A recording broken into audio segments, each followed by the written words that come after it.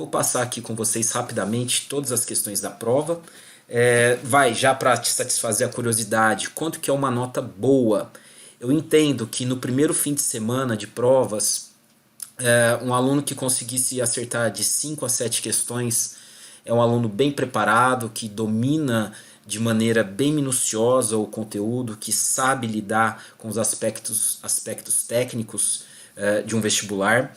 E no segundo fim de semana dos cursos de medicina, eu acredito que a partir de 6 é uma nota muito, muito, muito competente, tá? Muito competente. Vamos para as questões propriamente ditas. Então, lá.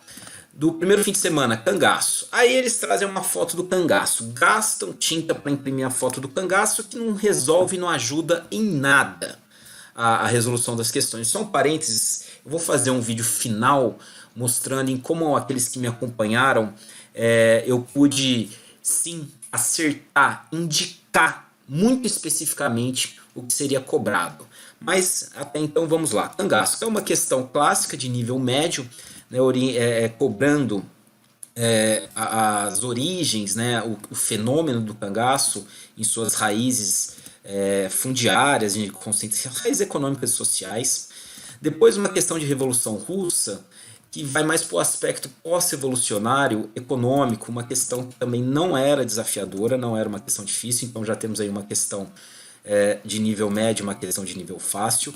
A questão de Revolução Cubana, eu não gostei, ela pega a nota de rodapé, para aquele aluno que já experimentou diversos anos de cursinho, que já teve diversos professores, que já leu e releu diversos materiais, para focar no foquismo, né? Que não é algo assim tão predominante, tão relevante quando se trata de Revolução Cubana em âmbito pré-vestibular, mas uma questão também de um assunto clássico.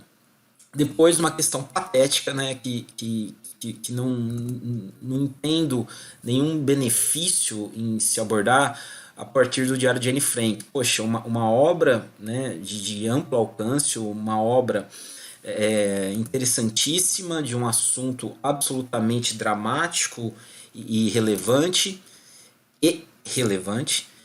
eles cobram onde aconteceu, né, o fato da Anne Frank. Pô, nos Países Baixos. Isso sabe, bobeira. Lembra muito aquela questão de unificação italiana e alemã que caiu há 2 anos. Depois vem aí uma questão sobre a Revolução ou golpe de 30, também uma questão mal formulada sobre um assunto muito, muito relevante.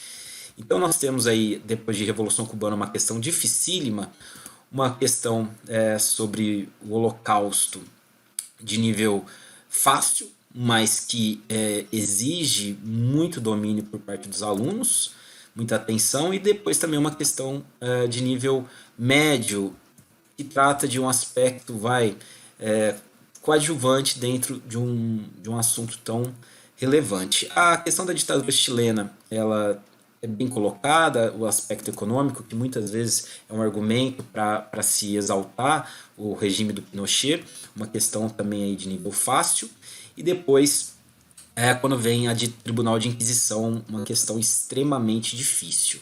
Tá? Uma questão extremamente difícil. A última questão, que dialoga muito com a sociologia, falando sobre a questão do trabalho a partir da Revolução Industrial, uma questão acessível, que exige muita atenção, uma questão de nível médio.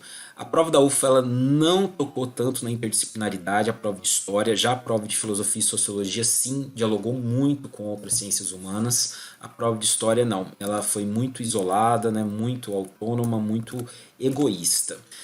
Para falar ainda aí das provas do primeiro dia, a sociologia abordou questões que dialogam diretamente com a história, a questão sobre democracia racial, a Constituição de 88, a questão sobre populismo também muito interessante, além daquela sobre o movimento feminista negro.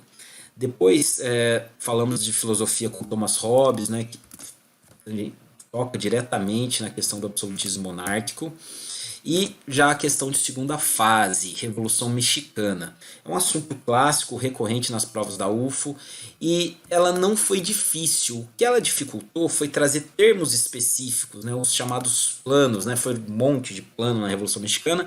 Eles falam plano de São Luís, né, São Luís Potosí, que o aluno sabe o que é, mas não talvez não reconheça com esse nome. E depois o plano de Ayala, que é aquela resposta clássica, quando cai a Revolução Mexicana, a resposta sempre é reforma agrária. Posteriormente, uma questão sobre a política na República Oligárquica, também uma questão clássica. Eu acredito que a questão de Revolução Mexicana possa dificultar um pouco mais para o aluno.